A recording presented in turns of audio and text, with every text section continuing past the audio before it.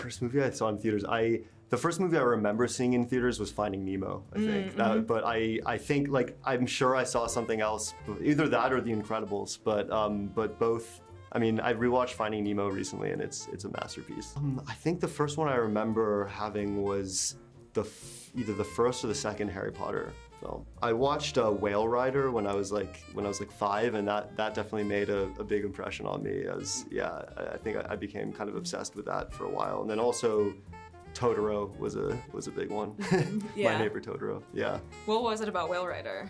It was just the kind of I think the mythic aspect of it, and I was just like fascinated with the ocean. Like I'd watched a lot of Blue Planet and just I think the performance also of the I forget the name of the actress who plays the lead in it, but she's just really has this really amazing kind of mysterious presence and yeah, just the sense of mystery in it. I feel like as a 5-year-old or something, it was probably like the main character in Spirited Away. I don't know about it made me cry, but I saw Kes at one point when I was pretty young, and it was just absolutely devastating. Yeah, it's the first time I remember being made so sad by a movie. It's probably Paul Thomas Anderson. Yeah. Which movie of his did you see first, or you think really that clinched it? I think it was. I'm trying to remember if it might have been Punch Drunk Love, actually.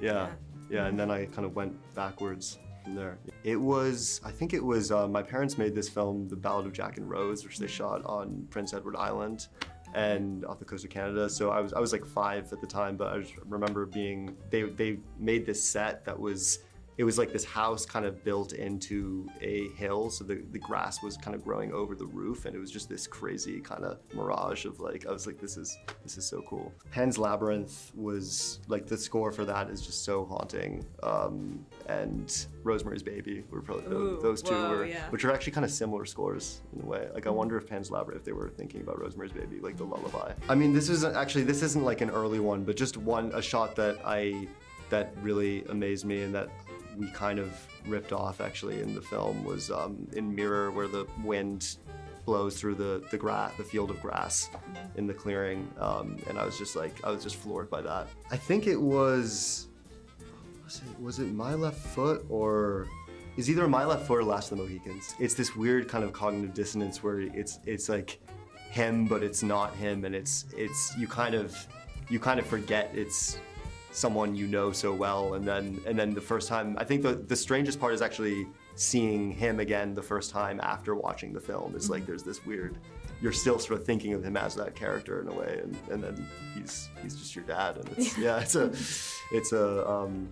surreal. Yeah, it was through other kids at school. I think when I was around 7, I up until then I had no idea what he did really, and then people just like, I think parents would show them like Last Mohican for the first time or something, and they started talking to me about that, and yeah, so it was really through that instead of through, even though I had actually been on set before that, I think I had no idea what was going on. I forget what it was called. It was like a little Sony camera that had like a strap for your hand and a little monitor that would flip out. I can't remember what the name of it was, but it was it was very like small and compact, and I shot this movie on it. It was like a zombie movie in my friend's basement, and it was very good, very portable. Yeah.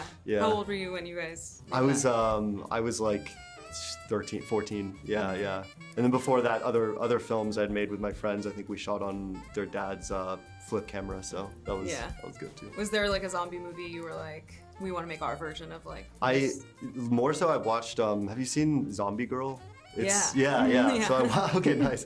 I watched that on Netflix when I was, I think, like 13, and yeah, it's about a girl that makes a feature-length zombie film in her small town, and I was really inspired by that. But I think I was in a phase where I was just watching almost only horror films at that point, so it was a mixture of like every kind of cliche I like was picking up from all of those. It was the scene of discovering Ray in the woods, so and the shot was kind of written in from the beginning actually, of sort of gliding through the trees and then finding him hacking at roots in the clearing.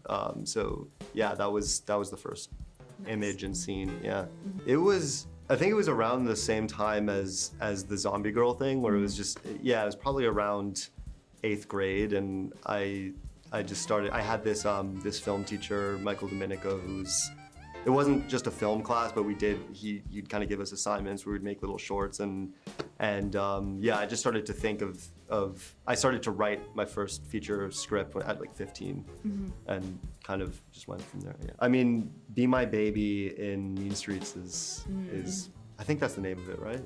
Or, So I haven't seen Mean Streets in Oh, so really? long. Oh, yeah, okay, in a minute, yeah. Yeah. I think it's Be My Baby. So that's a pretty epic one. Was it?